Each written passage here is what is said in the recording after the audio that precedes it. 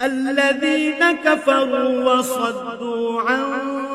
سبيل الله أضل أعمالهم যারা আল্লাহ তাআলাকে অস্বীকার করেছে এবং অন্য মানুষদের আল্লাহর পথ থেকে দূরে সরিয়ে রেখেছে, আল্লাহ তাআলা তাদের সমগ্র কর্মই বিনষ্ট করে দিয়েছেন। والذين آمنوا وعملوا الصالحات وآمنوا بما نزل على محمد وهو الحق من ربهم كفر عنهم سيئاتهم وأصلح بالهم যারা আল্লাহর উপর ঈমান এনেছে এবং ভালো কাজ করেছে, মুহাম্মাদের উপর আল্লাহর তরফ থেকে যা কিছু নাজিল করা হয়েছে তার উপরও ঈমান এনেছে, যা একান্তভাবে তাদের মালিকের পক্ষ থেকে আসা সত্য,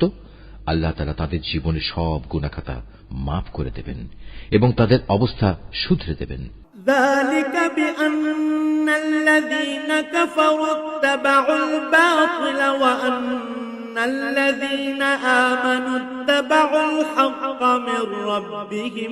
كذلك يضرب الله للناس أمثالهم এই সব কিছু এজন্য হবে যারা আল্লাহকে অস্বীকার করে তারা মূলত মিথ্যারই অনুসরণ করে, অপরদিকে যারা ঈমান আনে তারা তাদের মালিকের কাছ থেকে পাওয়া সত্য বিষয়ের অনুসরণ করে, আর এভাবেই আল্লাহ তাআলা এদের জন্য তাদের দৃষ্টান্ত স্থাপন করেন।